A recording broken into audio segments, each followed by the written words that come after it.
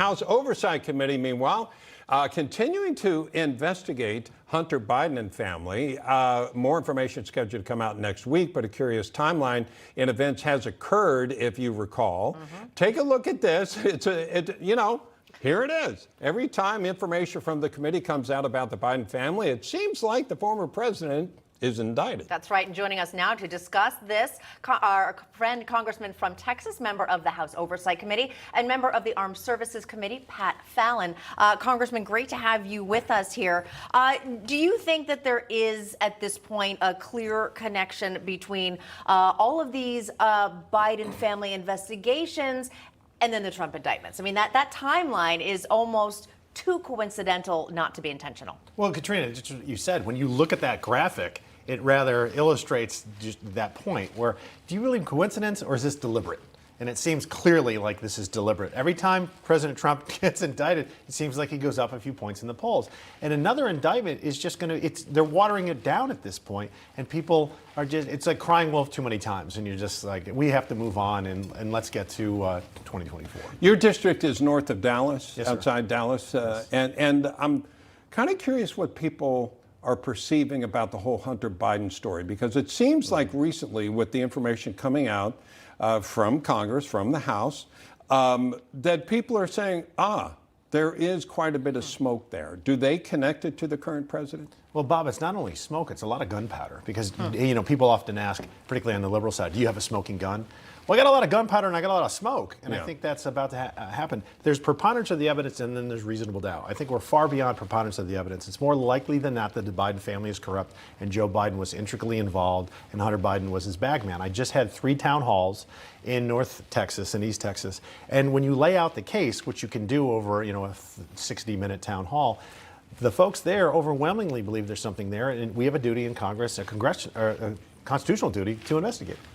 Congressman, I want to share a tweet that you posted on August 1st. Here's what you said.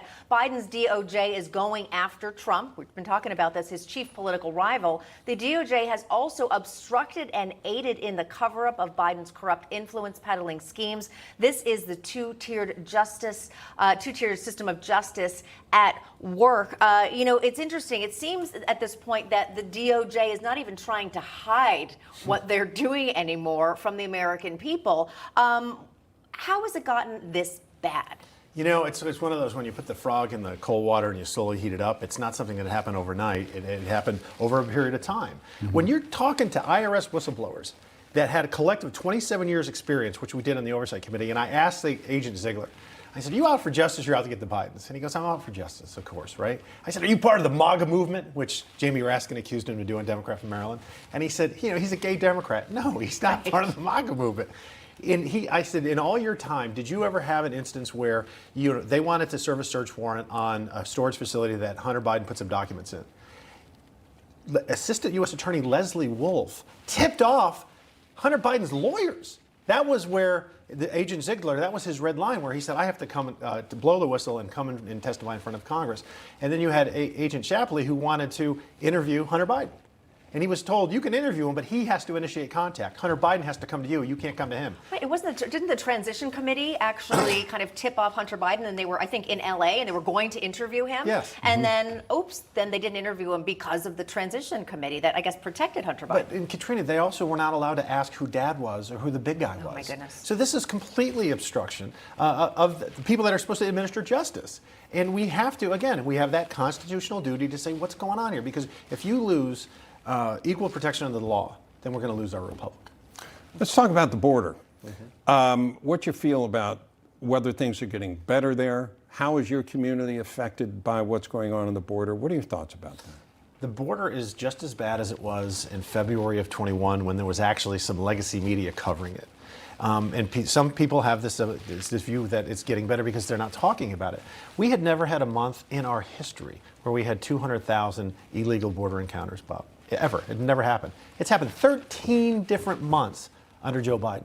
And we had at one point 10 in a row. And now they're gaming the system by telling illegal migrants to use a CB1 app and come to a port of entry, and you can legally enter, and they don't count that as an illegal encounter, although we all know what it is. We know in Texas that 99.9% of these folks that are crossing the border are economic migrants. They're not asylum seekers, which the left now calls them. Remember, they used to call them undocumented workers, you know, and now they're asylum seekers. It's language, and it's amazing. And language means things. But if we don't secure our border and protect Americans, then we are failing at the most sacrosanct job that we've been hired to do, which is protect our country's interests and protect our citizens. When we don't know who these people are, almost 7 million now under Joe Biden, or a little over that, and there's tens of thousands of Russians coming across, tens of thousands of Chinese, and let's just say 99% of them are good people. What about that 1% that are maybe sleeper agents going to do us harm at the right time? This is absolute madness, and no one else would put up with it. And we have to expose the American left for what they are, you know, and they're all for open borders. Yeah, Congressman, of course, you are on the House Oversight Committee. What is next in the Biden family investigation? I mean, I think so many Americans are saying, well, we have to learn more. We want to know what the connections are. I mean, we have to follow the money. What's going on behind the scenes with your committee, and can you give us a preview of what happens next? Yes, Katrina, I'm glad I'm here in studio because I'm going to get my shovel, and that's what we're going to do. We're just going to keep on digging, and that's our job. And it brings me no joy. When I read the 1023, which I would encourage everybody out there to read the 1023 for yourself, because that's the form that was generated by the FBI informant who was highly reliable, my heart sank. This is naked Can we corruption. talk about some stuff in there? Because Sure. it talked about how they talked about having money, you're never going to find it. You know, we made sure that you're not going to find that money, that there was $5 million. Now, again, this is one analysis of what happened. I guess you all have to prove it, or IRS has to connect some of the dots, but at least in this report, talk more about some of the things in there, because I think people just don't know. Like you're saying, they should read it. It does talk about a so-called bribe, that there's $5 million going to, again, this is out of this account. I don't know this for sure, but like you're saying, if you read it, it's talking about $5 million to Hunter, $5 million to Mr. Biden, the big guy. Bob, what gives it so much weight is the FBI themselves said that this informant they've been working with for 10 years.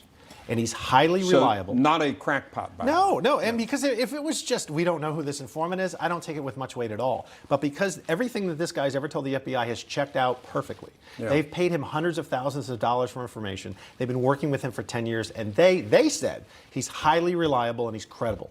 So what this report said was he called them up and said Zlochevsky himself, who was running Burisma, where Hunter Biden sat on the board of and was paid $50,000 a month, he said, Zlochevsky called me to get advice.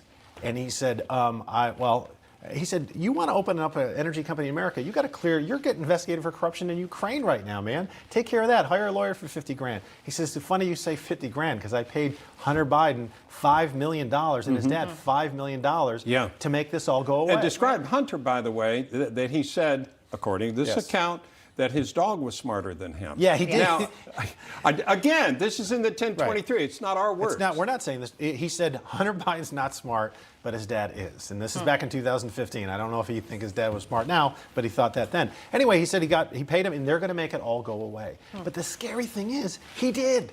He did. Joe Biden did make it all go away. That is a fact. Right. He went to Ukraine and he said, if you don't fire Viktor Shokin, who was the prosecutor going after Zlochevsky, who, by the way, had seized 4 of his homes, 2 plots of land, and a Rolls Royce from Zlochevsky, and they did get rid of him. And they wanted to come to the U.S. to have access to the American markets. Yes. And so that's why they had an interest in having somebody help them. Yes.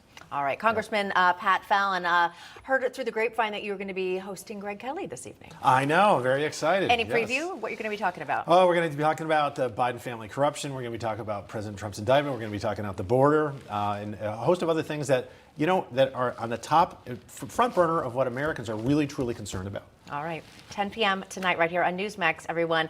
Be sure to tune in to Congressman Pat Fallon. Thank you so much.